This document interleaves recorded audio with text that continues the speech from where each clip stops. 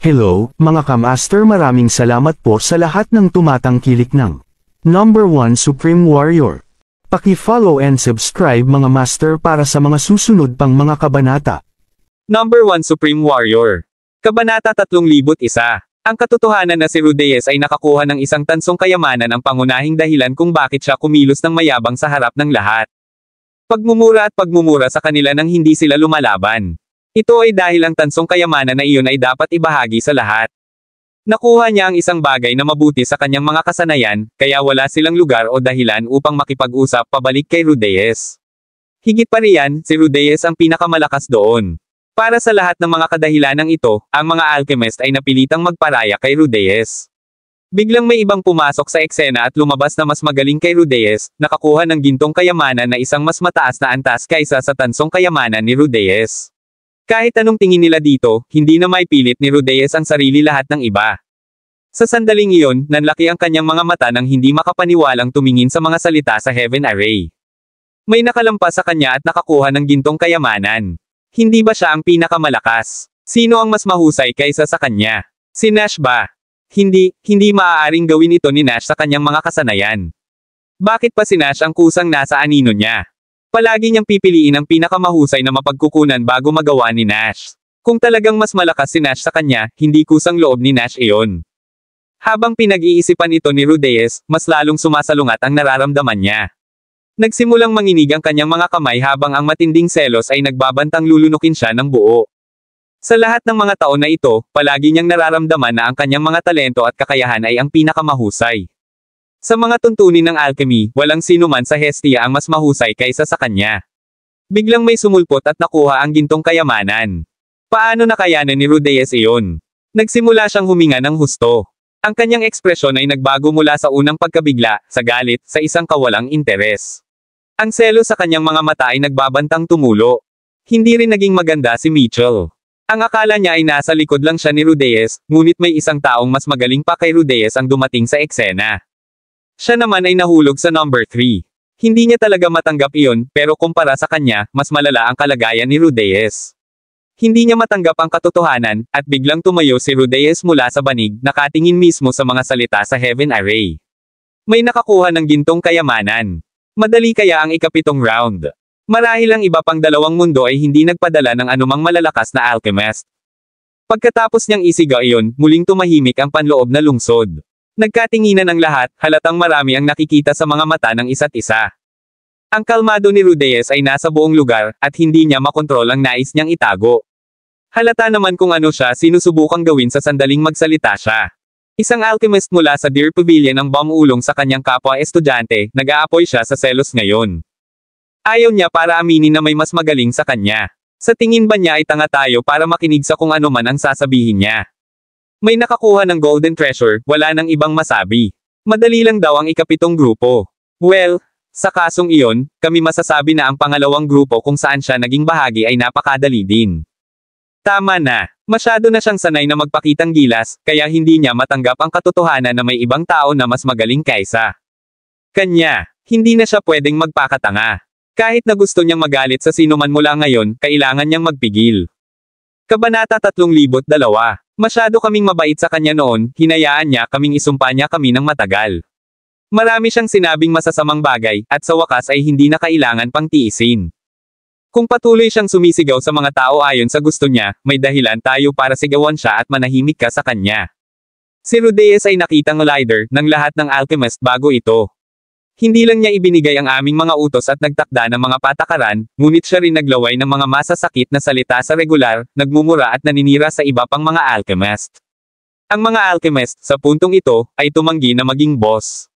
Sa paligid, dati, wala silang dahilan o paninindigan, ni hindi nila gustong gumawa ng anumang gulo. Sa sandaling ito, sa wakas ay nagkaroon sila ng isang dahilan.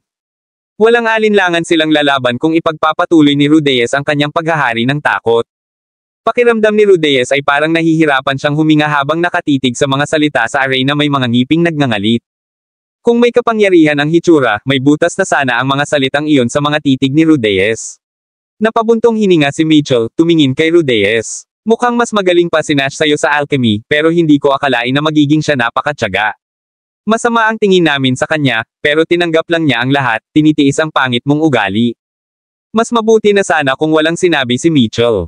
Sa sandaling ginawa ni Mitchell, sinindihan nito ang isang fuse sa ulo ni Rudez. Lumingon siya at sinigawan si Mitchell, anong kalokohan ang sinasabi mo? Kailan ko pa siya minamalas? I treated him incredibly well before. Never ko pa siyang binubuli, so stop trying to cause a scene. Higit pa rito, maaaring nakakuha siya ng ginintoang kayamanan, ngunit hindi ito nangangahulugan na ang kanyang mga kasanayan ay mas mahusay kaysa sa akin. Mas alam ko ang kanyang kakayahan kaysa sa iyo. Kung mas magaling siya sa akin, bakit hindi ko siya senior? Mukhang mas madali ang tournament round niya kaysa sa atin. Si Rudez ay halos sumigaw ng kanyang huling mga salita, nais na matunaw ng lahat ang katotohanan na ang resultang ito, ay hindi nagpapatunay na si Nash ay mas mahusay kaysa sa kanya. Napabuntong hininga na lang si Mitchell, at maging ang kanyang mga balikat ay nabigla habang nakatingin kay Rudez ng masama. Si Rudez ay isang masakit na taunan, hindi handang aminin na kahit sino ay mas mahusay kaysa sa kanya. Ang sentro ng panloob na lungsod ay hindi kapani-pani walang maingay, ngunit ang mga talakayan sa mga panlabas na bahagi ay hindi gaanong malakas. Kahit na nasa liblib na sulok sina Rudy at Aaron, naririnig nila ang matinding usapan. Tuwang-tuwang sinabi ng isang lalaking nakasuot ng dark purple na damit, mukhang ang pinakamalakas ay kadalasang mas mapagpakumbaba. Kanina lang nakatayo lang si Nash sa tabi ni Rudez. Kahit na naging unreasonable si Rudez, nandito rin si Nash. Hindi naman siya masyadong nag-react sa ugali ni Rudez, and I thought that it was because Nash was not as good as Rudez. Si Nash ay talagang hindi mas masahol kaysa kay Rudez sa lahat ng oras na ito, at marahil ay mas mabuti pa. Itinatago lang niya ang kanyang kakayahan at ayaw niyang pakialaman si Rudez. Tama ka, hindi ko masyadong pinapansin si Nash kanina. Naramdaman kong mas malakas si Nash kay Mitchell pero hindi naman mas malakas kay Rudez.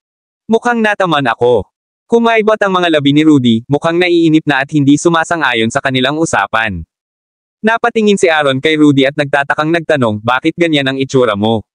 Hindi ka ba sumasang-ayon sa iba? Sabi ni Rudy, syempre ayoko. Napaka-humble ni Nash noon dahil alam niyang hindi siya kasing galing ni Rudez, ito ay walang katulad sa sinasabi ng iba sa kanila. Kumunat ang noo ni Aaron na parang naguguluhan pa. Hindi pinansin ni Rudy si Aaron habang patuloy sa pagsasalita. Kabanata 3,003. Hintayin mo na lang. Magugulat ang lahat kapag ipinakita ang mga resulta.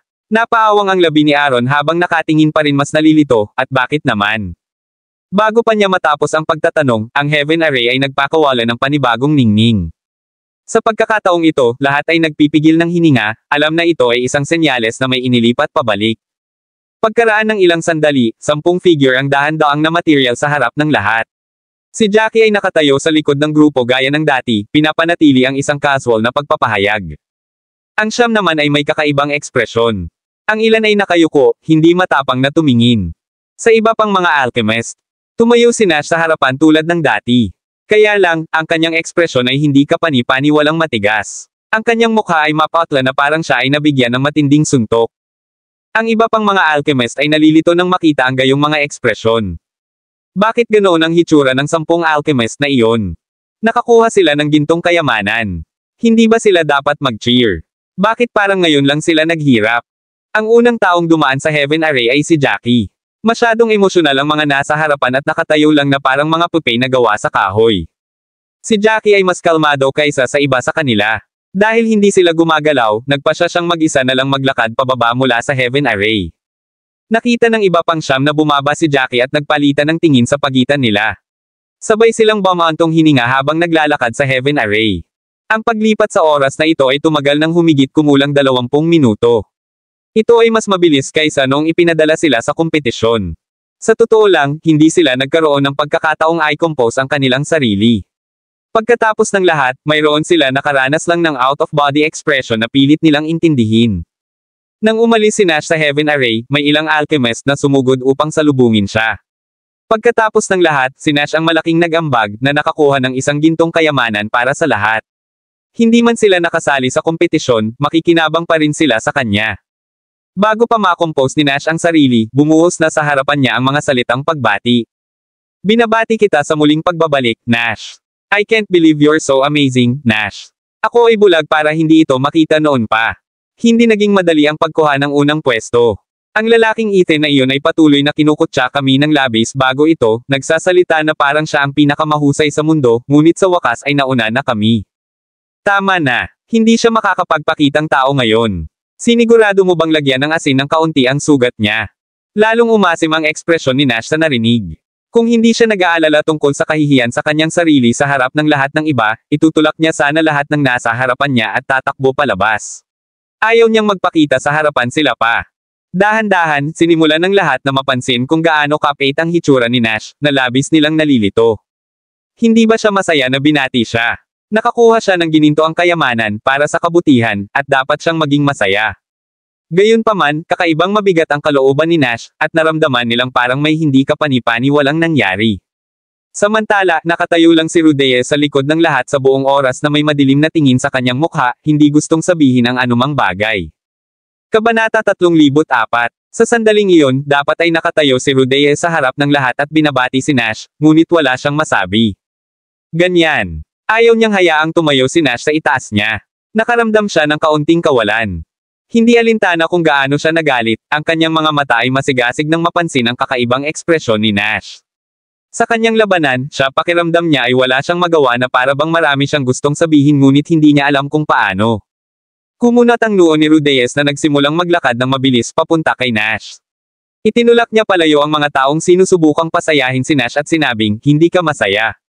Nakakunot ang noo ni Nash habang nakatingin kay Rudeyes. Sa pagkakataong iyon, si Nash ay parang nakalunok lang ng kargada at hindi na kaya iluwa ito. Mukha siyang labis na naghihirap. Nang tanungin ni Rudeyes ang tanong na iyon, mas umasim ang ekspresyon ni Nash habang sinabi niyang, ako. Ang taong dapat mong i-congratulate. Di ba? Sa totoo lang, gustong sabihin ni Nash sa kanila na maling tao ang binabati nila, na hindi siya ang nakakuha ng gintong kayamanan, ngunit ang mga tingin ng lahat ay nakatuon sa kanya sa sandaling iyon, at natagpuan niya ang kanyang sarili na hindi makapagsalita ng malinaw. Napangiwi si Rudeyes sa pagkalito at kalungkutan. Magsalita ka lang. Anong meron sa expression mo? Natulala ka na ba na hindi mo alam kung ano ang sasabihin pagkatapos makuha ang gintong kayamanan? Naninigas ang labi ni Nash habang mas lalong namutla. Ang iba pang mga alchemist na sumali sa round na nakatayo sa likuran niya ay may kakaibang ekspresyon din sa kanilang mga mukha. Parang umiiwas sila ng tingin, parang may sakit. Sa sandaling iyon, lumabas si Jackie mula sa likuran ng lahat. Kumuha siya ng gintong singsing mula sa mustard seed at inilagay ito sa heaven array. Iyon ang gintong kayamanan na nakuha ni Jackie. Sa sandaling iyon, may 3 singsing sa sulok ng heaven array, isang itim na singsing, isang tansong singsing, at ang gintong singsing na dinala ni Jackie. Pinlano niya ang singsing sa pagitan ng 2 pang singsing. Ang gintong singsing ay bahagyang kuminang. Isa itong storage ring na napakalawak sa loob at may iba't ibang hindi kapani-pani walang mapagkukunan sa loob. Nagsimulang magbago ang ekspresyon ng lahat sa nakita. Bakit nasa kamay ni Jackie ang gintong kayamanan? Hindi ba dapat kasama si Nash? Tulad ng pagkataranta ng lahat, hindi na nakayanan ni Nash ang lahat ng kanyang kakulaitan kanina. Hindi ko nakuha ang gintong kayamanan. Binabati mo ang maling tao. Si Jackie ang nakakuha ng unang pwesto at nanalo ng gintong kayamanan. Sa sandaling sinabi niya iyon, lahat ng mga alchemist sa panloob na lungsod ay nahulog sa isang kakaibang katahimikan. Nakabukaka ang mga panga sa sobrang hindi makapaniwala, at nagtaka pa sila kung baliw ba si Nash. Hindi niya posibleng maglabas ng ganoong kalokohan kung hindi. Nanlaki ang mga mata ni Rudeyes. Anong klaseng kalokohan ang sinasabi mo? Nakuha ni Jackie ang unang pwesto. Iyan ay isang load ng crap. Paano kaya niya kahit naisipin ang tungkol sa pagkuha ng unang lugar? Buksan mo lang ang iyong mga mata at tumingin. Mayroon siyang 6th grade alchemist badge sa kanyang dibdib. Hindi siya isang alchemist sa ika-7 baitang. Ang batang ito ay walang background o katayuan, kaya paano kanya matatalo at makuha ang unang pwesto? Patas na babala, Nash. Tumigil ka na sa pagbibiro, kung hindi, kailangan kong idamay ka. Kabanata 3,005. Lalong umasim ang ekspresyon ni Nash. Bago iyon, maaaring inutusan siya ni Rudeyes, ngunit hindi kailanman ginamit ni Rudeyes ang ganun masasamang salita. Maaaring hindi kasing husay ni Rudeyes ang mga kakayahan ni Nash, ngunit hindi siya isang taong maaaring ipahiya at insultuhan lamang ni Rudeyes gaya ng natuwa siya. Napakunot ang noo ni Nash habang malakas na pabulaanan, paano ako nagbubuga ng kalokohan? Kung hindi ka naniniwala sa akin, tanungin ang iba pang mga alchemist sa likod ako na nakibahagi sa ika-7 round. Tanungin mo sila kung nagsisinungaling ako. Sa sandaling iyon, ang mga tingin ng lahat ay nahulog sa iba pang mga alchemist mula sa ika-7 grupo. Lahat ay may kakaibang ekspresyon kanilang mga mukha, ngunit alam nila na walang paraan upang maiwasan ito. Kahit na pinili nilang manahimik, ang katotohanan ay hindi. Pagbabago. Nang tumingin ang lahat sa kanila, tumanggo sila, kahit na medyo napipilitan. Walang magawa ang isang lalaking nakasuot ng kulay abo, si Jackie ang nakakuha ng unang pwesto. Nagawa niyang talunin si Ethan mula sa White Marsh Continent at Emilio mula sa Chaos Continent, nakakuha ng unang pwesto. Nakuha niya ang gintong kayamanan. Dahil sa takot na hindi siya paniwalaan ng mga tao, binibigkas ng lalaking nakasuot ng kulay abo ang tatlo sa kanilang mga resulta, lalo na ang resulta ni Jackie. Lalong nabigla ang mga tao pagkatapos nilang marinig iyon, iniisip kung nanaginip ba sila. Isang malakas na suntok ang ginawa kay Rudeyes. Pagkatapos niyang huminga ng malalim, nanginginig ang mga labi niya habang pumikit, imposible. Imposible talaga. Niloko niya, dapat meron. Paano siya makakakuha ng unang pwesto? Paano niya nagawang talunin ang pinakamahusay na mga alchemist mula sa dalawang iba pang mundo? Hindi ako naniniwala, ayaw kong maniwala. Sa sandaling iyon, nawala ng kontrol si Rudeyes. Mas mahirap pa siyang tanggapin iyon kaysa malaman niyang si Nash ang nakakuha ng unang pwesto. Sa totoo lang, maaaring nabigla si Nash sa unang pwesto at pinagselosan si Rudeyes, ngunit maaari niyang ibalot ang ulo nito sa isang paraan o iba pa. Nang malaman niyang hindi nakuha ni Nash ang unang pwesto, ngunit si Jackie sa halip, hindi ito kinaya ni Rudeyes. Hindi siya nang ahas na maniwala at hindi rin siya makapaniwala. Bumilis ang paghinga niya habang nakatitig kay Jackie at tumahol, may ginawa ka nga. Paano mo nakuha ang unang lugar? Sabihin mo sa akin. Paano? Nakakunot ang kilay ni Jackie habang galit na nakatingin kay Rudeyes. Alam niyang maaaring hindi matanggap ni Rudeyes ang katotohanan, ngunit hindi niya inaasahan na haantong si Rudeyes sa kabaliwan gaya ng ginawa ni Ethan. Ngumuso siya habang malamig na sinabi, bakit sa tingin mo hindi ako makakakuha ng unang pwesto? Sinabi ko na nakukuha ako ng kayamanan, ngunit nanatili kang matigas ang paniniwala laban dito. Wala akong pakialam kung gusto mong maniwala o hindi. Hindi mapakali si Jackie na ipaliwanag ang mga bagay-bagay kay Rudeyes, at hindi rin siya responsable para doon. Naniwala man o hindi si Rudeyes na walang kinalaman sa kanya. Napalunok si Rudeyes habang namumula ang mga mata. Mukhang susugod na siya at kalabanin si Jackie hanggang sa mamatay, pero si Nash inabot at hinaila siya pabalik. Hindi maaaring tumayo si Nash at panoorin si Rudeyes na lumalabag sa mga batas. Kung talagang hindi napigilan ni Rudeyes ang kanyang init ng ulo at inatake si Jackie, agad siyang mapaparusahan. Hinding-hindi na makakaalis si Rudeyes ng buhay sa loob ng lungsod noon. Mahigpit na hinawakan ni Nash ang braso ni Rudeyes, nag-aalalang sasalakayin ni Rudeyes si Jackie kapag nakawala ito. Kabanata 306. Hindi siya maaaring nandaya, sabi ni Nash. Ganyan kalakas ang lalaking ito, walang duda. Kung wala pa siya doon, nandoon na ako nagawang makakuha ng ikatlong pwesto. Gayunpaman, napush ako dahil nandoon siya, ibig sabihin ay tama ang mga resulta. Ito ang katotohanan, at kailangan mong tanggapin kahit ayaw mo. Sa kung ano si Rudeyes sa sandaling iyon, kahit natanggapin ni Rudeyes na nakuha ni Jackie ang unang pwesto, hindi gagawin ni Rudeyes. Tanggapin na makapangyarihan si Jackie. Sasabihin pa niya na ang mga pinuno mula sa iba pang dalawang kontinente ay masyadong mahina. Napatigil sa pag-iisip ni Rudeyes ang sinabi ni Nash. Maaaring hindi alam ni Rudeyes kung gaano kalakas ang iba sa kanila, ngunit alam na alam niya kung paano sanay si Nash, pero pang-apat lang ang nakuha ni Nash. Malaki ang pagitan ni Nash sa tatlo pa. Sa totoo lang, si Rudeyes ay isang buhok na mas malakas kaysa kay Nash. Sa paghahambing na iyon, mas marami o mas mababa ang masasabi ni Rudeyes. Kapag ang iba narinig nila ang sinabi, unti-unti nilang natanggap na ganoon lang kahusay si Jackie. Nanginginig ang buong katawan ni Rudeyes gaya ni Nash, inabot niya para hilahin pabalik si Rudeyes.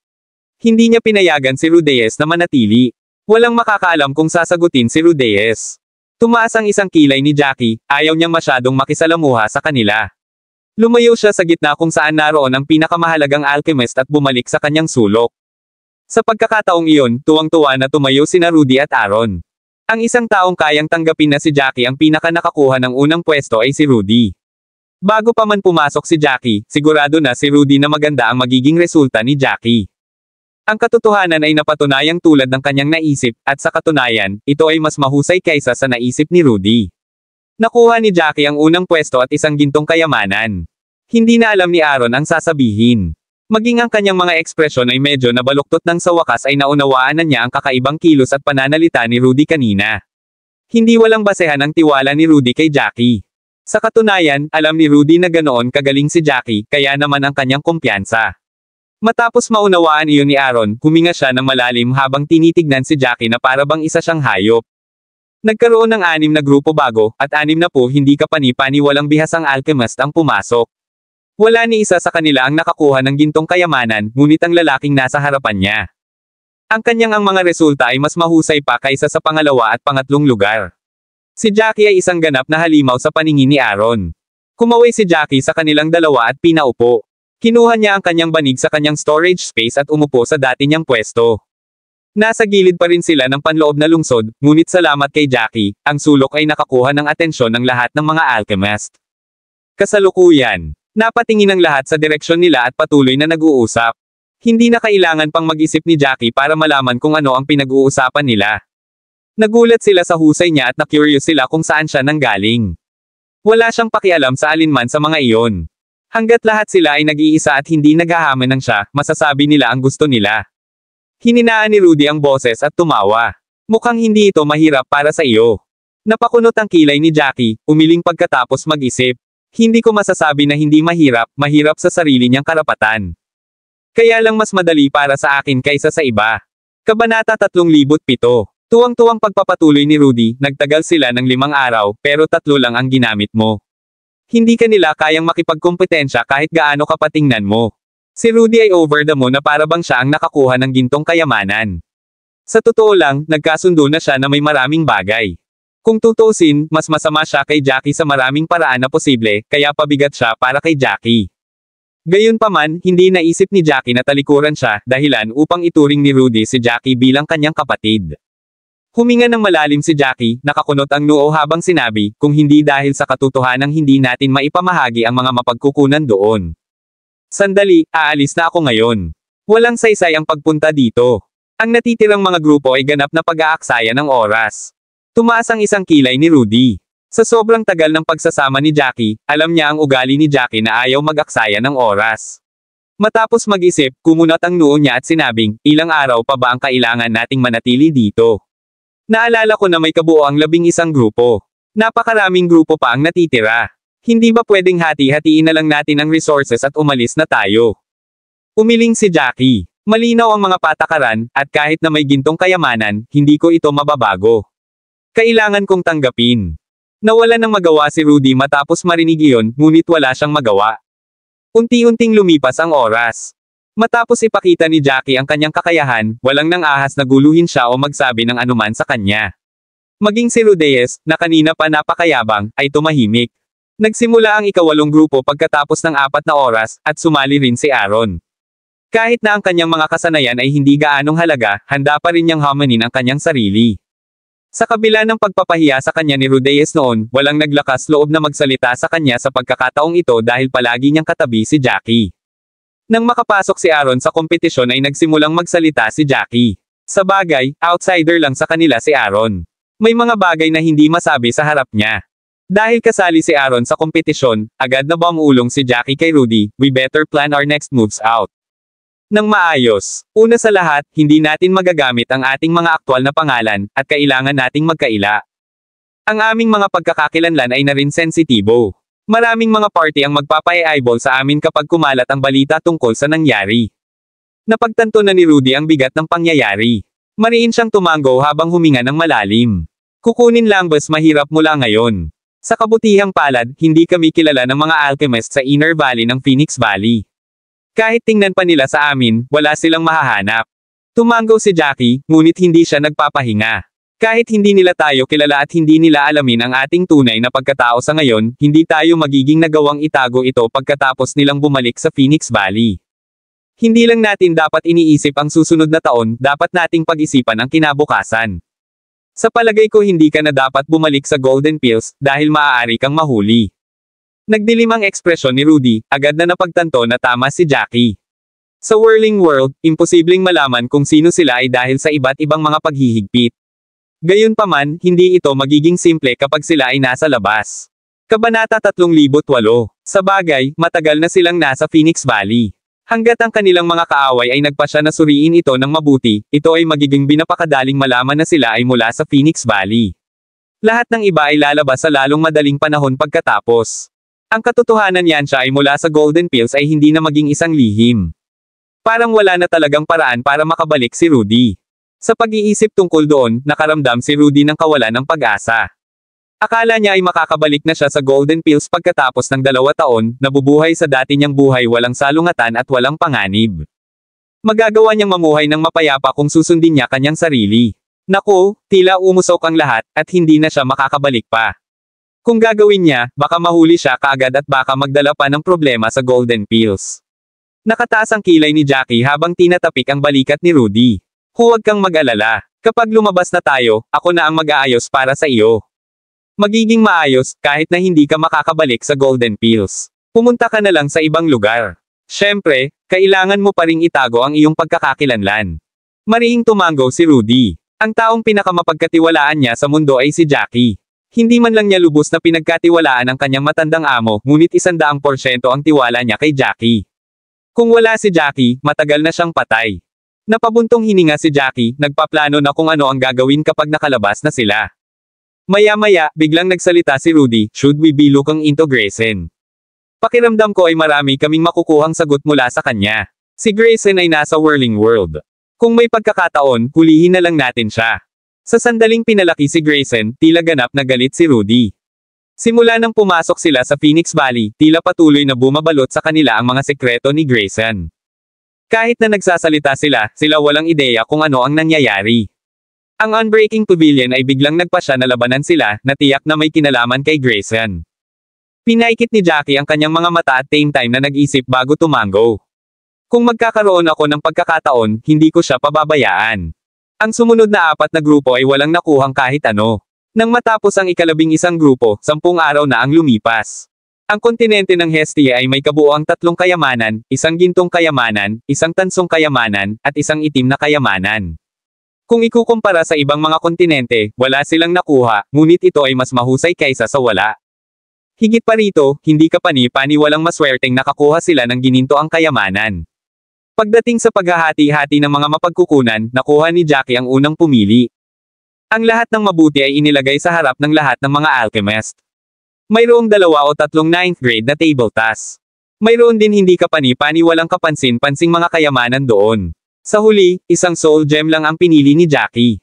Kung ikukumpara sa ibang mga bagay doon, ang halaga ng 1 hiyas ng kaluluwa ay hindi ganoon kaganda, ngunit matatag si Jackie sa kanyang desisyon. Pagkatapos ng lahat, ang hiyas ng kaluluwa ang pinakamahalaga sa kanya sa lahat ng bagay doon. Pagkatapos nito, magsasanay si Jackie sa Storm God Rank Technique, ang Soul Sky, at ang Soul Gem hahayaan siyang mag-level up. Pagkatapos niyang pumili, hindi na nagdalawang isip si Jackie na ilabas si Rudy sa Prosper City. Pagkatapos ng isa pang 3 araw, dinala ni Jackie si Rudy sa antas 6 na lungsod, ang 100 Beast City. Sa plaza sa harap ng lungsod. Nag-disguise na sina Jackie at Rudy gaya ng plano nila kanina. Pinili ni Jackie ang magandang panahon para umalis sa Prosper City. Dahil siya ang unang pumili mula sa kanyang kayamanan, hindi niya ginawa abala sa pag-aalangan bago siya umalis. Kung sino man sa kanila ang gustong ituloy ang mga ito, mawawalan sila ng mga mapagkukunan. Kabanata 3,000. Mawawalan sila ng pagkakataong pumili ng mabuti para sa kanilang sarili kung aalis sila kasama si Jackie. Sa pagkakataong iyon, madaling inilayo ni Jackie si Rudy sa Prosper City. Sa sandaling umalis sila sa mga pintuan ng Prosper City, isang berde. Biglang nag-condensed si Light ng 1 token sa hangin, nahulog sa mga kamay ni Jackie. Itinuro siya ng mga tagubili ng token sa 100 Beast. Lungsod. Matapos ang 3 araw na paglalakad, dumating sina Jackie at Rudy sa plaza sa harap ng 100 Beast City. Sa sandaling iyon, walang laman ang plaza. Pagtingin sa bakanteng plaza, biglang nakaramdam ng kakaiba si Jackie. Kung tutuusin, ang ilang plaza ng lungsod noon ay puno ng tao. Sila kinailangan pang kumuha ng pagsusulit bago sila pumasok, ngunit bakante ang plaza ng 100 Beast City. Tumaas ang 1 kilay ni Rudy. Walang tao dito. Hindi mo ba kailangang kumuha ng pagsusulit bago ka pumasok? Tumango si Jackie. Mukhang ito ang kaso. Anuman, hindi na kailangang mag-isip tungkol dito. Dapat lang tayong pumasok sa lugar at tingnan kung ano ang sitwasyon. Tumango si Rudy, sumunod sa likuran ni Jackie habang patungo sila sa 100 Beast City. Sa mga dingding ng 100 Beast City, ang iba't ibang uri ng mga hayop ay inukit. Ang ilan sa mga halimaw ay tila kumikilos tulad ng mga tao, habang ang ilan sa mga hayop ay hubad ang kanilang mga ngipin at kumilos tulad ng kumpletong ligaw na hayop. Sa magkabilang gilid ng napakalaking pintuan ng lungsod ay may dalawang estatwa. Ang dalawang estatwa na iyon ay hindi kapani-paniwalang parang buhay at mukhang kasing tangkad ng tao.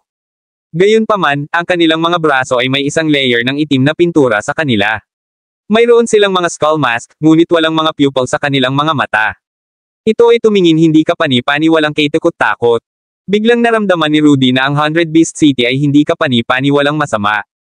Papasok pa lang silang dalawa sa syudad, biglang gumalaw ang dalawang estatwa. Sa sobrang takot ni Rudy ay napasigaw siya at nagtago sa likod ni Jackie. Bumilis ang paghinga niya habang nanginginig ang buong katawan niya sa takot. Naka-full alert din agad si Jackie. Kinuha niya ang kanyang kulay abong espada mula sa kanyang storage space, mahigpit itong hinawakan sa kanyang kamay. Huwag kang matakot dahil kami ang mga tagapangalaga ng 1,000 Beast City. Produce 50,000 spirit crystals to enter, wika ng caretaker na nakasuot ng skeleton mask. Narinig siya ni Jackie na nagsalita at agad na nag-react, binigyan ng caretaker ng isang beses. Ang skeleton mask caretaker na iyon ay hindi mukhang tao, gaano man ito tumingin. Sa halip, ito ay parang isang tao na naging demonyo. Sa malapitang inspection, laking gulat ni Jackie nang mapansin na ang katawan ng caretaker ay nakikipagpalitan ng enerhiya sa 100 Beast City. Ang 100 Beast City ay dahan-daang naglalabas ng enerhiya, at ang katawan ng tagapag-alaga ay dahan-dahan ding pumipintig ng enerhiya. Mayroong dalawang enerhiya na nagsalubong sa hangin. Habang hindi maintindihan ni Jackie ang kanyang nakikita, kinumpirma nito ang sinasabi ng caretaker. Parang siya nga ang caretaker ng 100 Beast City. Gayunpaman, pagkatapos tanggapin ito, mas naramdaman ni Jackie na lilito. 100 Beast City ay nagkaroon ng caretaker. Naisip niya na wala ng anumang palatandaan ng buhay ang natitira sa Whirling World pagkatapos ng maraming taon. Gayunpaman, ito ay hindi ang oras para pag-isipan iyon. Matapos huminga ng malalim si Jackie, nakuha niya ang 100,000 spirit crystals mula sa mustard seed, at ibinigay ito sa caretaker. Kinuha ng caretaker ang mga spirit crystal at tumango kay Jackie, kinuha ang dalawang entry token mula sa kanyang storage space at inilagay sila sa palad ni Jackie. Kabanata 310. Matapos gawin ang lahat ng iyon, ang dalawang tagapag-alaga ay umatras, bumalik sa dati nilang hindi gumagalaw na estado. Kung hindi para sa lahat. Nangyari yun kanina, akalain ni Jackie na rebulto lang ang dalawang caretaker. Sa pagkakataong iyon ay nakabawi na si Rudy sa kanyang takot at parang napahiya siya sa kanyang sobrang reaksyon. Kanina lang niya. Naging parang takot na kuneho, ang alam lang kung paano magtago sa likod ni Jackie. Hindi naman siya lalaki. Tiningnan ni Jackie ang city entry token sa kamay niya. Upang maging mas tumpak, ito ang tanda ng pagpasok sa labas ng lungsod. Pagkatapos nito, tumingin siya kay Rudy at sinabing, hindi na kailangang matakot. Pumasok na lang tayo. Pagkasabi noon ay biglang umilo ng puti ang entry token sa kanyang kamay, at isang dagat ng impormasyon ang pumasok sa isip ni Jackie. Nagkaroon ng impormasyon sa iba't ibang mga patakaran ng panlabas na lungsod. Napakunot ang noo niya nang makita ang kislap ng emosyon sa kanyang mga mata. Nagsimula siyang maging mas excited para sa 100 Beast City. Ang loob ng lungsod ay pinaghiwalay mula sa labas ng isang hadlang. Sa pamamagitan lamang ng paglagpas sa hadlang na iyon ay papasok sila sa 100 Beast City. Nalalampasan pa lang nilang dalawa ang harang ng sumalubong sa kanilang mga tainga ang ingay. Bakit ang ingay? Sigaw ni Rudy, bagamat halos hindi marinig ang kanyang boses sa gayong hiyawan. Ang sumalubong sa kanila ay dagat ng mga tao. Hindi nila alam kung gaano karaming mga tao ang natipon sa 100 Beast City, ngunit lahat sila ay tila nasa sabik na hindi kapani-paniwala, sumisigaw ng baliw. Halatang excited ang lahat. Sa mas malapit na pagsisiyasat, ang ilang pagkahilig sa dugo ay makikita rin sa kanilang mga ekspresyon. Napalunok si Rudy habang inabot at hinawakan ang braso ni Jackie. Sigaw niya kay Jackie, wala ni isang tao sa labas ng syudad, bakit ang daming tao sa loob? Mayroong libo-libong tao dito. Napabuntong hininga si Jackie, malakas na sumagot, minitahan mo lahat. Mayroong hindi bababa sa 100,000 tao dito. Sa sandaling sinabi niya iyon, nanlaki ang mga mata ni Rudy habang sumisigaw ng, anong sabi mo? 100,000. Bakit ang daming tao? Ito ay isang antas 6 na lungsod, hindi isang antas ng 9 na lungsod. Napakaraming mandirigma ang natigil sa mga panlabas na lungsod, kaya bakit napakaraming tao ang nagtitipon sa 100 Beast City? Kaming dalawa lang ang nandoon pagpasok namin. Natarante at nabigla si Rudy ng mga sandaling iyon, nanunumpa na ito ay mapanglo sa labas ng lungsod. Sa pagtingin sa mahigit daang libong tao na nagtipon doon, hindi niya maintindihan kung gaano karaming tao ang nasa loob. Wala man lang nakapasok. Nakakunot ang noo ni Jackie na sumagot pagkatapos ng mahabang panahon, baka ngayon lang tayo nakatingin sa isang ilusyon. Natigilan si Rudy nang marinig iyon. Lalo siyang nataranta habang umuuto, anong ibig mong sabihin? Ang nakita namin kanina ay isang ilusyon. Napakatotoo ng pakiramdam. Mukhang kalmado pa rin si Jackie, hindi alam kung paano ipapaliwanag sa sandaling iyon. Nasabi lang niya iyon dahil sa intuition niya, feeling as. Kahit na hindi nila nakikita ang katotohanan sa oras na iyon. Dahil hindi niya maipaliwanag, sinabi ni Jackie, huwag na nating pag-isipan pa ang problemang iyan. Ang kailangan nating isipin ay kung paano tayo makikinabang. Higit pa mula sa 100 Beast City at makakuha ng higit pa. Gusto pa sana ni Rudy na intindihin ito, pero dahil sinabi na ni Jackie, may inis lang si Jackie kung itutuloy niya ang pagtatanong. Nagpa siya siyang pigilin ang kanyang mga tanong pansamantala. Kabanata 311. Palakas ng palakas ang ingay kaya naramdaman ni Jackie na sobrang nakakainis. Ang pinakaayaw niya ay ingay, ngunit wala siyang magawa tungkol dito. Bakit 1-3 at kalahati ang logro para sa hayop, pero pagdating sa akin 1-6? Kahit na caretaker ka, hindi ka dapat sumobra. Sa tingin mo ba ganoon ako kaina? Buong tiwala ako sa pakikitungo kasama ang mga halimaw na iyon. Mababa lang ang tingin mo sa akin. Sigaw ng isang matipunong lalaki na may bigot sa isang caretaker malungkot. Mayroong hindi mabilang na mga mandirigma sa labas ng lungsod, at hindi mabilang na mga tagapag-alaga rin. Napatingin lahat sa mga caretaker sparrow, mula sa kung ano sila at kung anong mga maskara ang mayroon sila. Wala silang mga pupils, ni hindi man lang sila nag-react sa lalaking sumisigaw sa kanya.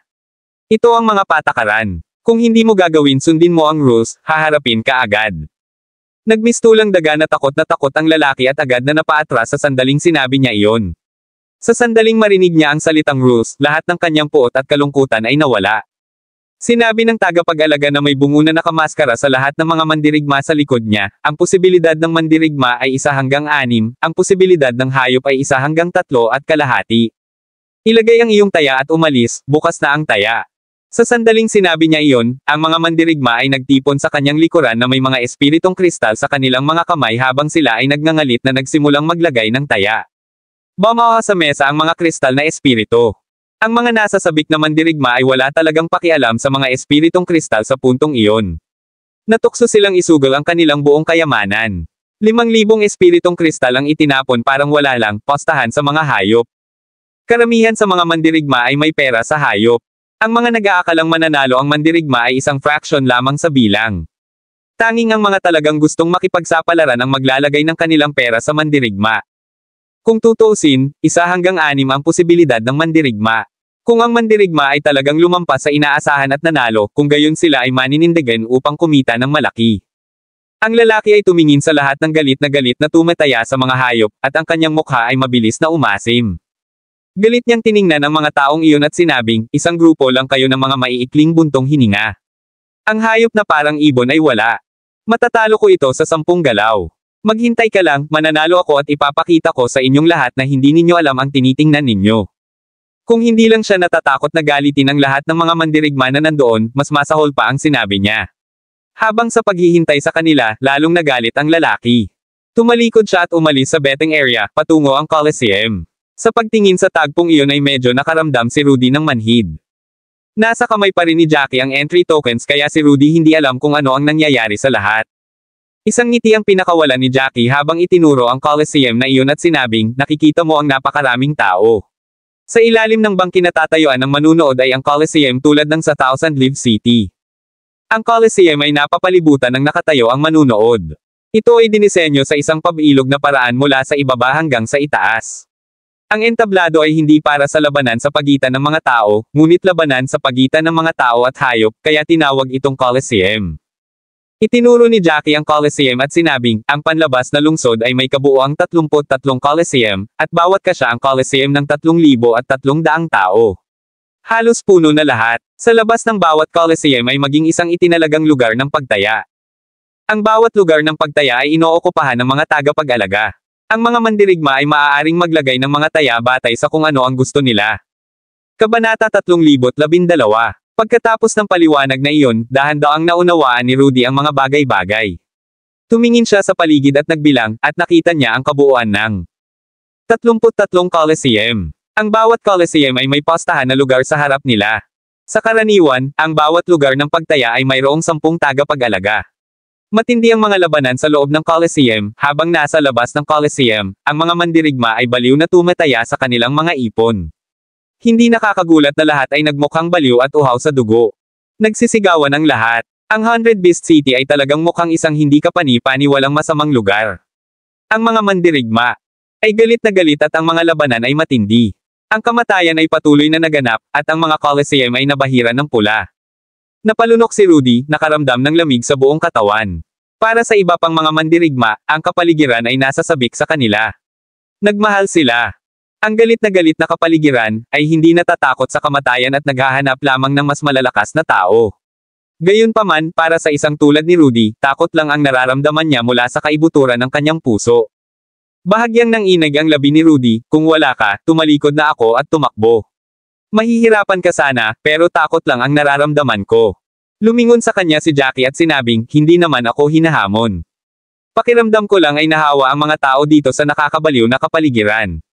Sa sandaling marinig niya iyon, nakarinig sila ng sama-samang tandang sa harapan nila.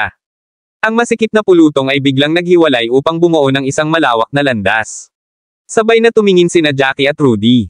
Nakita nila ang isang lalaking nakaitim na damit na may hindi kapani-paniwalang gwapong mukha na naglalakad pasulong. Nakataas ang ulo niya, baka sa mukha niya ang pagmamalaki. Naglakad siya sa nabuong landas. Maliban sa katotohanan na mayroon siyang isang badge sa kanyang dibdib, hindi siya ganoon kaiba sa iba. Nang lumakad ang tao, mas lumakas ang mga usapan sa kanilang paligid.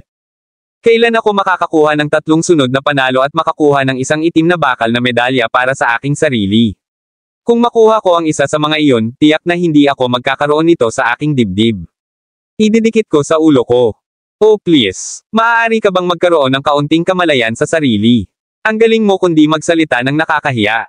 Ganun ba nakakahiya? Don't tell me hindi ka magpapakitang gilas kapag nakakuha ka ng Black Iron Medal. Siyempre, gagawin ko, pero iyon ang makukuha mo kung manalo ka ng 3 sunod-sunod na round. Maging ang mga alagad ng matataas na grade clans ay magpapakita ng paggalang sa mga mandirigma na may itim na bakal na medalya. Kung mayroon ako, tiyak na magpapakita ako, ngunit ako hindi magiging kasenje mo. Ang dalawa sa kanila ay nagtatalo sa isa't isa, hindi pinipigilan ang kanilang mga salita. Para silang mag-aaway kahit saan bandali. Matapos marinig ni Rudy ang kanilang usapan, nanlaki ang mga mata niya, puno ng pagkalito ang mukha. Lumingon siya kay Jackie. Tumawa si Jackie habang matiigang nagpaliwanag, kapag may nanalo ng 3 round magkasunod sa Coliseum, bibigyan sila ng medalya. Ito ang itim na bakal na medalyang suot ng taong iyon. Isa itong patunay ng individual na kakayahan, ang mga nakakuha ng itim na bakal na medalya ay hindi lamang maipapakita ito, ngunit sila ay makapasok din sa Central City. Tumaas ang isang kilay ni Rudy na mas lalo pang na-curious, the Central City. Nasaan na yon? Sa 100 Beast ba yan lungsod o sa labas nito? Matiig ang paliwanag ni Jackie, nasa 100 Beast City.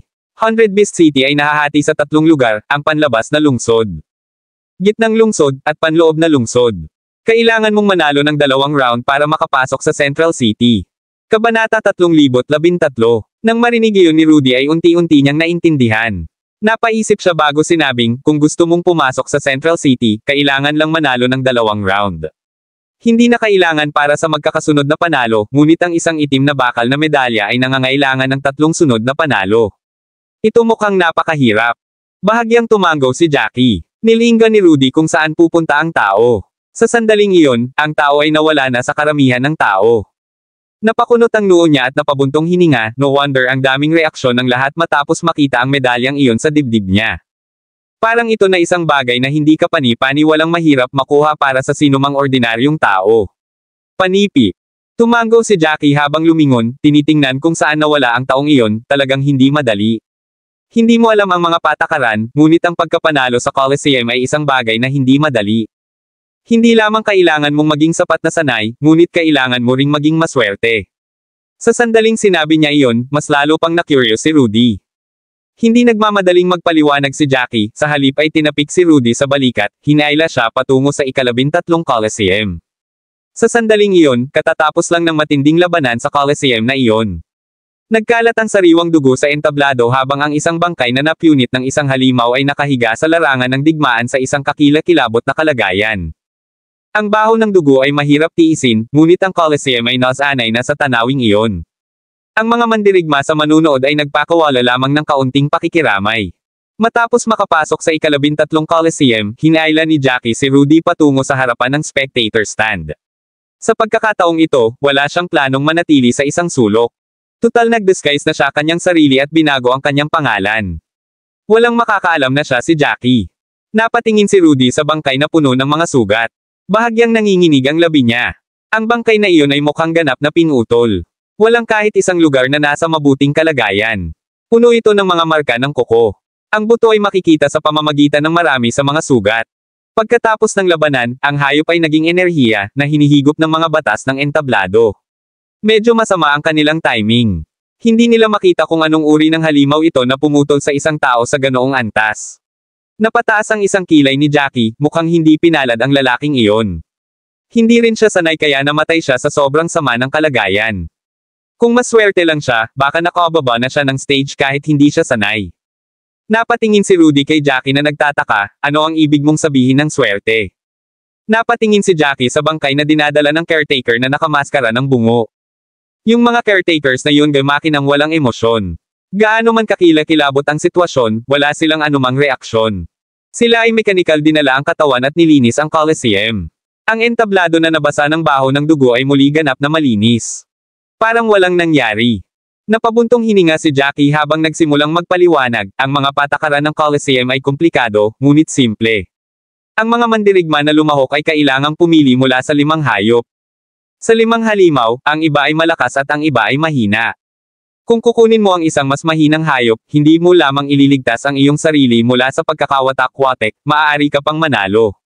Ang ilang mga tao ay malas lang, at mapupulot ang mas malalakas na hayop at tuluyang mapatay ng mga ito. Matapos makinig sa mga alituntunin ng Colosseum, bumuka ang bibig ni Rudy sa gulat. Hindi nakakagulat na ito ay isang Colosseum. Hindi nagtataka ang lahat ay tila nasa sabik sa lahat ng dugo at dugo.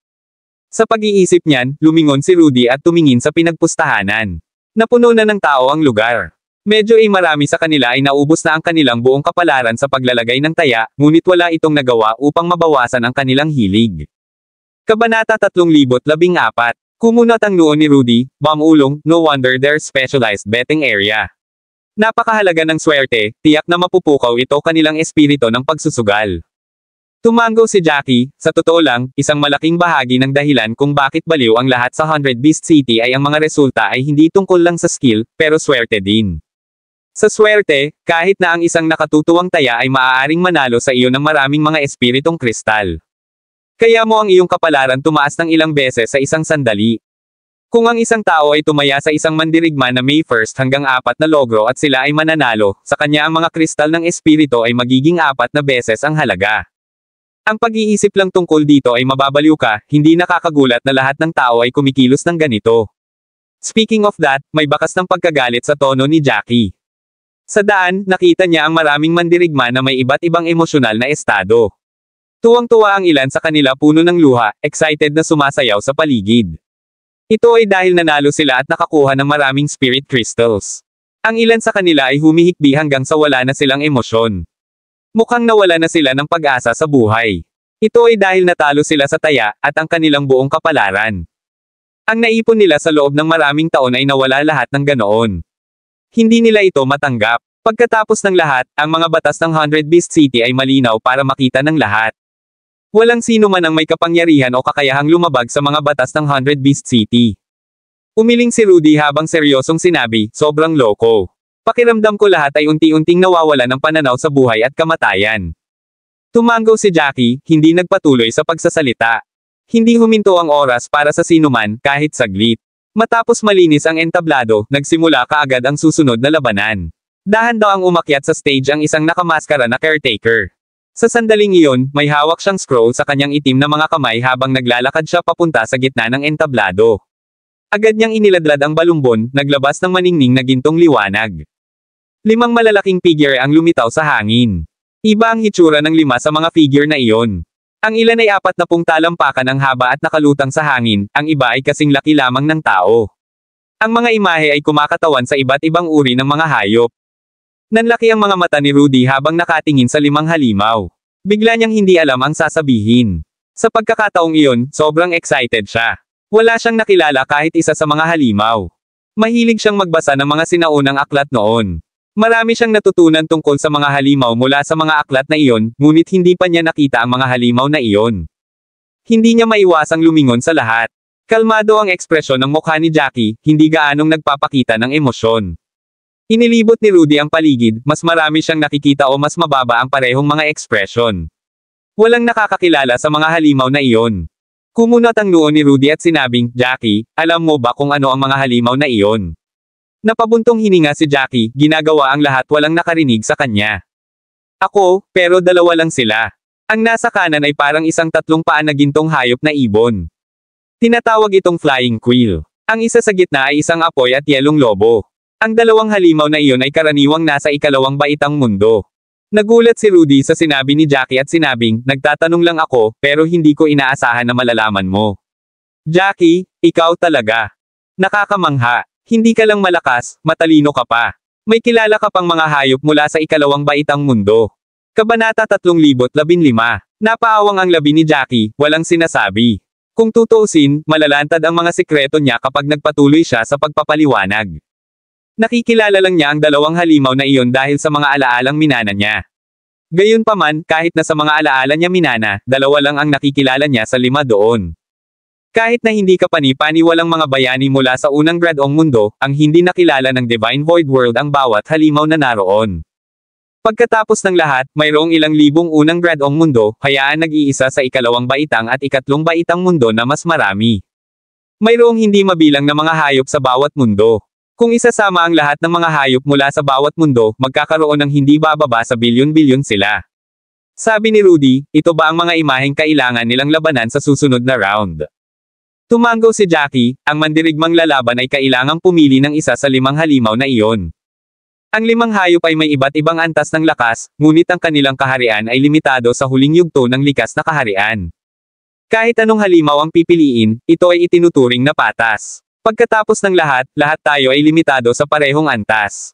Tumango si Rudy, nananangis, sino ang nagtakda ng mga patakarang ito? Pareho itong mapanlikha at kawili-wili, at maaari rin itong pukawin ang diwa ng mga mandirigma. Kung ito ay gagawing mas impulsive sila, kailangan ng mga mandirigma ang kanilang kawalang ingat. Kapag ang lakas ng isang mandirigma ay umabot sa sukdulan nito, matutuklasan niya ang kanyang ganap na potensyal. Sa palagay ko ang taong nagdisenyo ng lungsod ay dapat na nasa isip ito. Tumango si Jackie, sangayon sa iniisip ni Rudy, mas lalo akong na-curious ngayon sa mga designer ng Whirling World. Anong uri ng bayani ang nakahawak dito? Hindi ko maisip kung gaano kalakas ang taong nagdisenyo ng lugar na ito. Hindi lamang niya idinisenyo ang mga lungsod na sumusubok sa kasanayan, ngunit patuloy ding naghahanap ng mga mandirigmang may potensyal. Ang mga malalakas ay nakakakuha pa nga ng iba't ibang mahahalagang bagay. Napakurap si Rudy at sinabing, "Tama. Ang malalakas ay unti-unting lalakas, habang ang mahina ay hihina lamang, ito talaga ang survival of the fittest dito." Pagkasabi noon ay medyo malungkot ang ekspresyon ni Rudy. Pakiramdam niya ay walang alinlangan siyang nasa ilalim ng mundong ito. Kung hindi siya tinulungan o dinala ni Jackie, walang paraan na makapasok siya sa antas 6 na lungsod. Hindi man lang siya makapasok sa antas na 8 lungsod, lalo pa sa antas 6 na isa. Hindi niya sana maranasan ang ganito. Pagkatapos noon, tumingin siya sa 5 halimaw at sinabi, "Hindi ba nag-aalala ang taong nagtakda ng mga alituntunin na makikilala ang mga halimaw na iyon? Kung may isang taong kasing talino mo at maraming alam, hindi ba magiging unfair na kilala nila ang mga halimaw na iyon at alam nila kung alin ang mas mahina?" Tumaas ang isang kilay ni Jackie, lumingon kay Rudy. Matigas ang tono niya habang sinasabing, "Huwag kang mag-alala. Sa buong lungsod, walang gagawin kilalanin ang alinman sa mga hayop na ito maliban sa akin."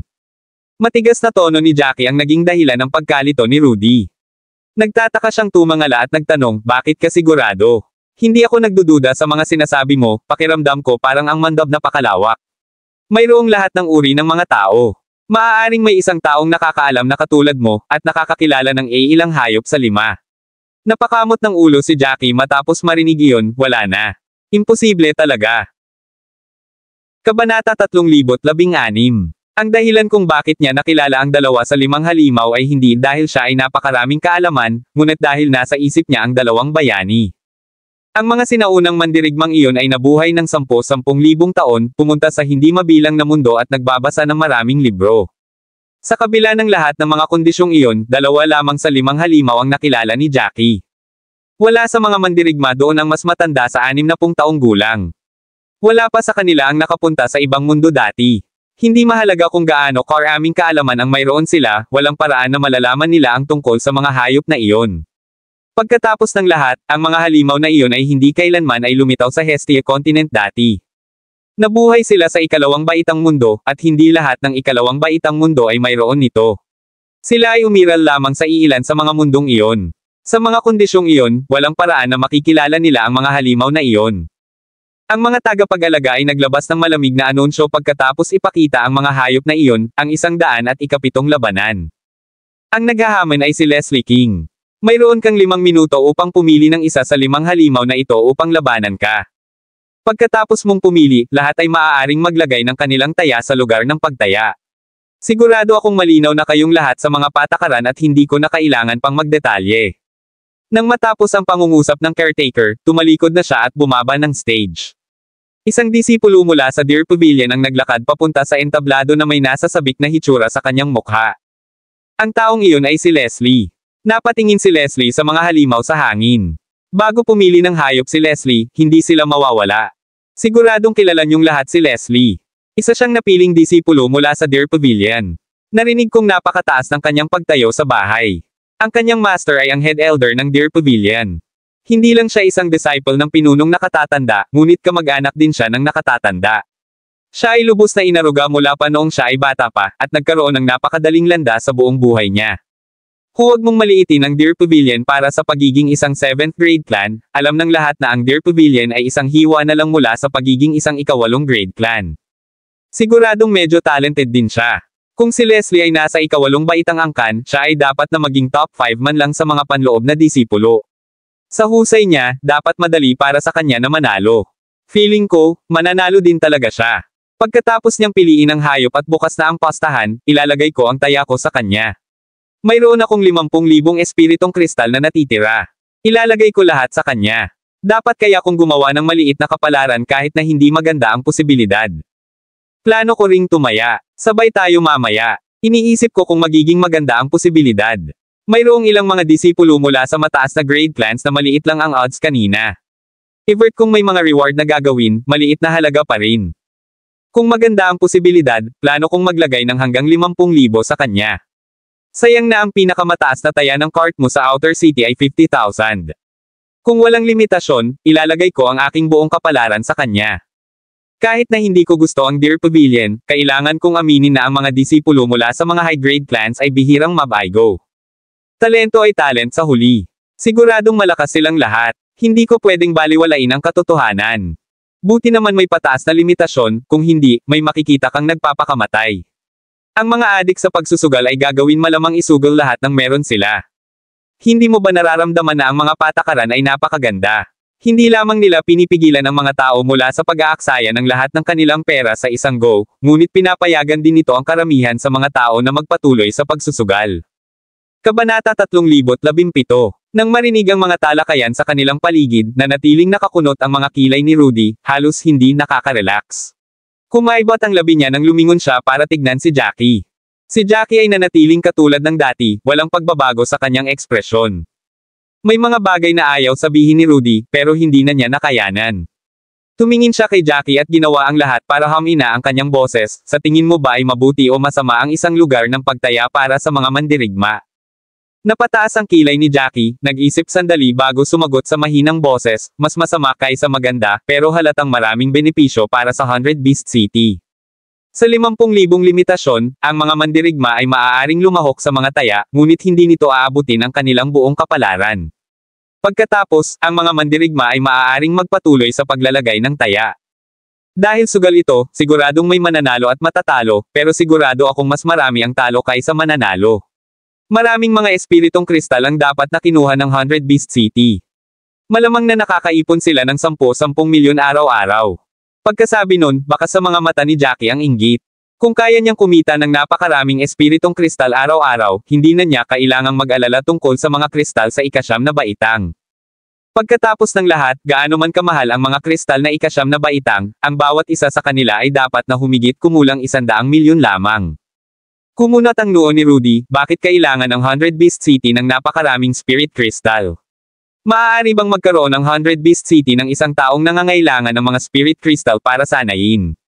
Hindi agad siya sinagot ni Jackie pagkatapos ng tanong na iyon, at sa halip ay nag-isip sandali bago sinabing, who knows? Ito ay isang posibilidad, ngunit hindi ito definitive. May sarili akong hula. Ang bawat malaking hanay ay nangangailangan ng maraming mga espiritong kristal na naglalabas ng enerhiya upang magamit. I'm guessing na ang mga spirit crystal ay sinadya upang mapanatili ang whirling world. Siyempre, hula lang yon. Hindi ko alam kung totoo o hindi. Biglang nanlaki ang mata ni Rudy, emosyonal na sinabing, napaka-posible. Pakiramdam ko ay dapat totoo ang sinabi mo.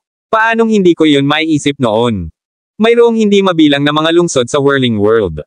Mayroong maraming mga array sa bawat lungsod. Dahil ang mga ito ay mga array, natural na kailangan nila ng kapangyarihan.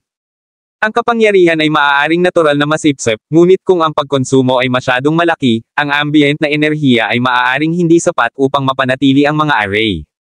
Kakailanganin nila ang malaking halaga ng mga kristal na espirito. Ang mga kristal ng espirito ay karaniwang mga imbakan ng purong enerhiya pagkatapos ng lahat. Tama dapat ang hula na iyon. Hindi napigilan ni Rudy na tumangala sa langit. May banayad na simoy sa hangin, at ang kalangitan ay puno ng mga ulap. Ni hindi nila makita ang mainit na araw.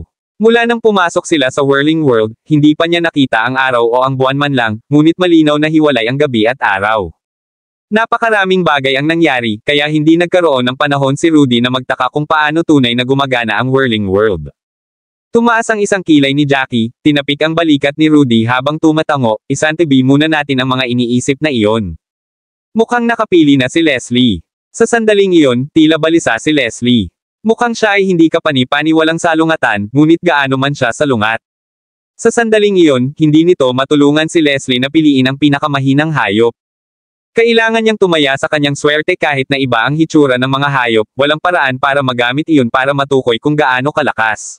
Sila ay, ang ilang mga halimaw ay kalahati ng taas ng isang normal na tao ngunit nagawang pumatay ng mga degradong disipulo sa isang galaw lamang. Kabanata 3018. Ang ilang mga halimaw ay 12 ng talampakan ang taas at mukhang kaya nilang sirain ang maliliit na bundok sa pamamagitan ng suntok. Gayunpaman, ang kanilang aktwal. Ang mga kakayahan ay hindi kapani-paniwalang mahina at nakakaawa. Sa sapat na oras, kahit na ang mga gumagala na mandirigma ay matatalo sila. Sa makatuwid, maliban kung kilalang-kilala ni Leslie ang mga hayop at kung ano ang kaya ng mga hayop, ang pag-iisip dito ay isang pag-aaksaya lamang ng oras. In the end, ang pagpili ng isa sa pamamagitan ng intuition ay ang paraan upang pumunta.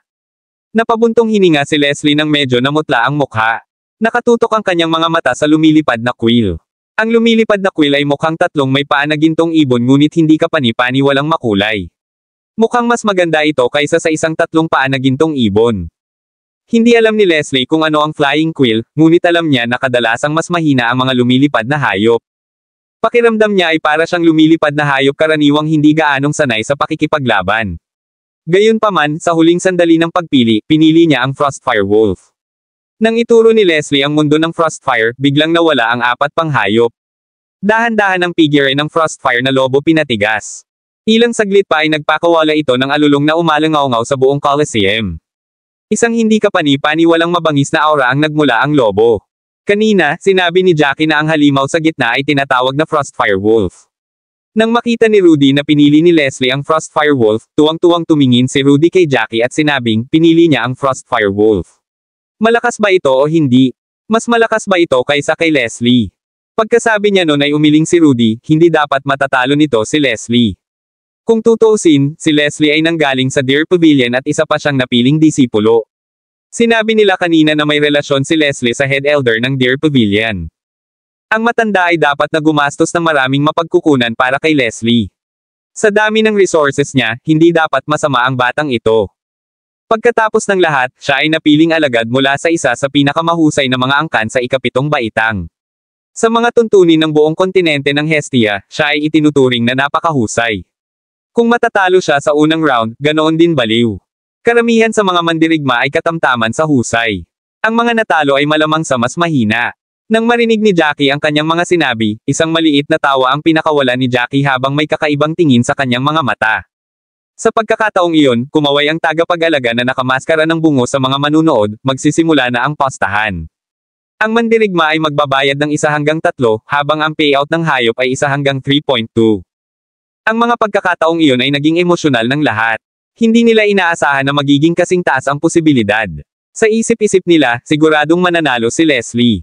Kung ang mga resulta ay natuloy ayon sa plano, kung gayon sila ay makakagawa ng 150,000 espiritong kristal sa pamamagitan ng paghahagis ng 50,000 espiritong kristal. Kahit na ang mga posibilidad ng hayop ay mas mahusay, ang margin ay balewala. Sa sandaling iyon, hindi kapani-paniwalang nasasabik ang mga tao. Ang mataas na posibilidad ay naging sanhi ng pag-iral ng lahat ng tao sa pagsusugal. Lahat ng mga mandirigma na may natitira pang pera ay sumugod patungo sa lugar ng pagtaya. Emosyonal na tinignan ni Rudy si Jackie, sabay turo sa betting area, we should go over as well. Nandito na rin kami, kaya kami dapat lang makisali. 50,000 espiritong kristal ay wala sa iyo. Hindi mahalaga kung manalo ka o matalo. Nakataas ang kilay ni Jackie habang tumatango at tumawa. Para kay Jackie sa sandaling iyon, 50,000 spirit crystals talaga wala. Kung tutuusin, nanalo na siya ng 1,000,000 spirit crystal mula kay Ethan. Bukod sa nauna niyang ipon, may ilang milyon pa siya. Ang mga espiritong kristal na iyon ay sapat na para sa kanya upang tumaya ng ilang araw. Para kay Jackie, ito ay talagang isang hindi gaanong halaga. Sinundan nilang dalawa ang natitira sa lugar ng pagtaya. Lahat ay may kanya-kanyang pera. Mga pouch out, gaya nga ng naisip ni Jackie, karamihan sa kanila ay tumataya kay Leslie. Kabanata 319. Ang ingay na dahilan ng pagkunot ng noo ni Jackie. Salamat sa mga posibilidad, ang espiritu ng lahat ay nag-aalab habang nag-uusap sila sa kanilang sarili. Tuwang-tuwa, bakit napakaganda ng posibilidad sa pagkakataong ito. Ang mga naunang ilang laban ay wala pa sa dalawa. This time, 3:00 na. Ang hindi rin masyadong magkaiba ang logro ng hayop at ng mandirigma. Ang sino mang mahilig sa pagsusugal ay tataya dito. Tama na. Ang aking kapwa-disipulo ay nakakaramdam ng hindi kapani-paniwalang pagkabigo sa kinatatayuan ng manunood ngayon dahil wala siyang higit pang mga espiritong kristal. Ito ay isang magandang pagkakataon. Kung hindi natin ito tataya, magsisisi tayo sa huli. Hiniling pa ng senior ko na manghiram ang aking espiritu ay kristal, ngunit wala akong masyadong natitira sa aking sarili. Talagang mananalo tayo this time. Kilala ko si Leslie. Napakalakas niya. Binigyan siya ng pinakamahusay na mapagkukunan mula sa murang edad at siya may kaugnayan sa punong elder ng Deer Pavilion. Siguradong nag-effort ang head elder sa pagpapalaki sa kanya. Pagkatapos ng lahat, sila ay pamilya. Sa napakaraming pakinabang, walang paraan na mahina siya. Tama na yan. Si Leslie ay dapat nasa itaas na dulo ng mga mandirigma na pumasok sa whirling world. Kahit hindi pa siya kasing lakas ang mga napiling disipulo mula sa ika-8 baitang angkan, hindi siya dapat malayo sa kanila. Ang isang tulad niya ay dapat na manalo bilang basta normal lang ang laban niya. Inihanda ang mga itim na bakal na medalya para sa mga taong katulad niya. Sa sandaling ilabas ang mga itim na bakal na medalya, ang mga talakayan ay lalong naging baliw. Lahat ng mga mandirigmang ito ay humanga sa mga may itim na bakal na medalya. Hindi lang pinatunayan ng Black Iron Medals na sanay ang tao, napatunayan din nila na maswerte sila. Anumang oras na makakita sila ng isang taong may itim na bakal na medalya, ang kanilang mga mata ay nagliliwanag sa selos at inggit. Huminga ng malalim si Rudy. Ilang libong tao ang nasa harapan niya. Sa oras na maaari siyang tumaya, 2 oras na siguro ang lumipas. Gayunpaman, hindi ito naging dahilan para mabalisa si Rudy. Sa halip, mas natuwa si Rudy. Mula sa unang takot at sa kalaunan ay kalmado, sinundan ito ng kanyang kasalukuyang pananabik. Dahan-dahang nilalamon ng kapaligiran si Rudy, na pumukaw sa puso ng sugarol. 50,000 espiritong kristal ay hindi gaanong para sa mga alchemist, kaya kahit si Rudy ay kayang-kaya ito. Ngumiti si Rudy at sinabing, no wonder walang pagsubok na makapasok sa 100 Beast City, kailangan mo lang magbayad ng bayad. Kung ako ang magtatakda ng mga patakaran, ginawa ko rin iyon. Natuwa si Jackie, kung ikaw ang nagtakda ng mga patakaran, malamang na hindi mo naisip ito. Naninigas ang mga labi ni Rudy na gustong gumanti. Gayunpaman, pagkatapos ng pag-iisip tungkol dito, naramdaman niyang tama si Jackie. Kung siya talaga ang nagtakda ng mga patakaran, malamang hindi niya naisip iyon. Napakunot noo si Rudy habang nag-flash sa kanyang isipan ang ideya. Matapos mag-isip, nilinggan niya si Jackie, bakit hindi na lang natin pagsabayin ang mga taya natin? Kung manalo tayo, makukuha mo ang spirit crystals. Gusto ko lang magsaya. Pagkatapos ng lahat, makikinig ako sa iyo kung sino ang tataya. Napalingon si Jackie kay Rudy, umiling ka agad, pwede mo akong tumaya, pero bahala ka kung magkano ang gusto mong taya. Kung manalo tayo, kunin mo na lang ang spirit crystals. Hindi mo na kailangang subukang ipakita ang iyong katapatan sa ganoong paraan. Sa tingin mo ba ay may pakialam ako sa halagang ito? Matagumpay na napawi ng mga salita ni Jackie ang mga iniisip ni Rudy. Sinabi iyon ni Rudy dahil pakiramdam niya ay wala siyang silbi Jackie sa buong oras, at nakaramdam ng paumanhin. Basta't matulungan niya si Jackie, kahit kaunting tubo lang, gagawin niya handang gawin ito. Gayunpaman, naramdaman ni Rudy na siya ay talagang nabalisa nang marinig iyon. Sa pamamagitan ng kanyang mga mapagkukunan, si Jackie ay walang pakialam sa ganoong dami ng mga kristal na espiritu.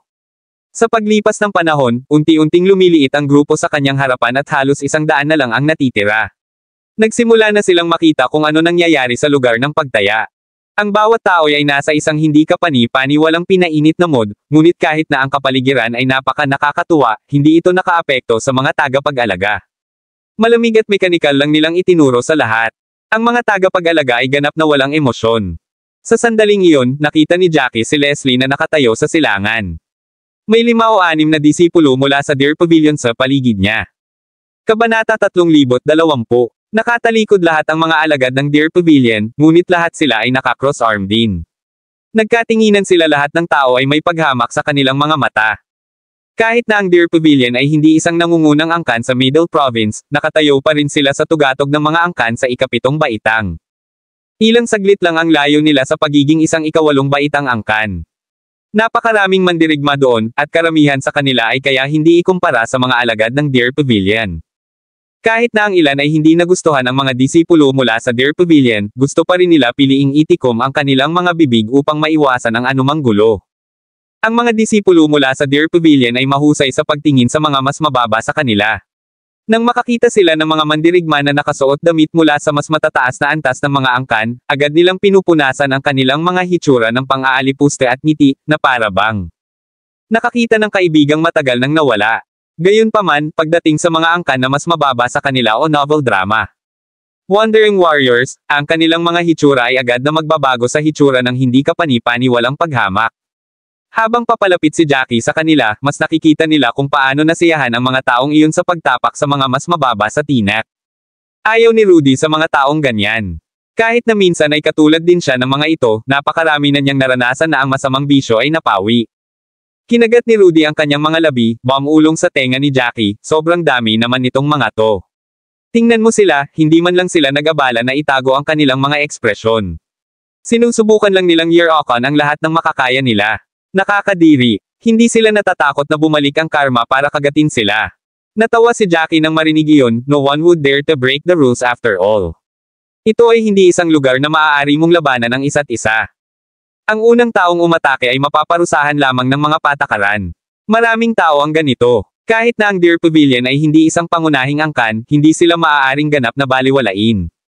Ang mga wala sa kanilang antas ay maaaring hindi, tulad nila ngunit napipilitin pa rin silang tiisin. Kung tutuusin, mapanghusga lang ang mga tingin nila. Kung wala silang ginagawang labis.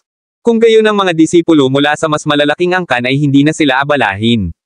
Kaya, karamihan sa mga mandirigma ay napipilitang tiisin ito. Napakunot ang noo ni Rudy habang malungkot na sinabing, magbabayad sila sa huli. Tuturuan sila ng leksyon. Sumimangot si Jackie, pagkaraan ng ilang sandali, sana lang nawala silang kinalaman sa atin at hindi na natin kailangan na tayo pa ang magtuturo sa kanila ng leksyon. Pagkasabi niya noon ay natigilan si Rudy habang nalilitong nakatingin kay Jackie. Malinaw na tila may inaasahan si Jackie. Bahagya siyang napabuntong hininga ngunit hindi na siya masyadong nagpaliwanag. Sa sandaling iyon, biglang nagsalita si Leslie ng malakas, marami pa itong karumal-dumal. I wonder kung saan ka nakakuha ng lakas ng loob na tumaya ng 50,000 espiritong kristal sa hayop. Sa tingin mo ba matatalo ako ng halimaw? Sa harap ng betting area, galit na galit ang isang lalaking naka-berdeng robe kaya medyo nanginginig ang kanang kamay. Kanina pa, halatang pinuntirya ng mga salita ni Leslie ang lalaking naka-berdeng damit na iyon. Nagpasya na lang ang lalaki na maghagis ng ligaw na sugal. Nais lamang niyang subukan ang kanyang kapalaran at manalo ng 150,000 espiritong kristal. Kahit 150. Ang libong mga kristal ng espiritu ay hindi isang astronomical na numero, ito ay isang bagay na lubos na mahalaga para sa taong iyon. Iyon ang dahilan kung bakit siya nauwi sa pagtaya sa halimaw. Gayunpaman, malinaw na ikinagalit ng kanyang mga aksyon si Leslie na tahimik lang na nakatayo sa gilid. Tila nainsulto ng husto si Leslie, pakiramdam niya ay isang sampal sa mukha ang ginawa ng lalaking nakasuot ng berdeng damit. Maraming salamat mga kamaster sa walang sawang pagsusubaybay, isang like, share, and subscribe naman dyan mga kamaster. Abangan ang susunod pang mga kabanata.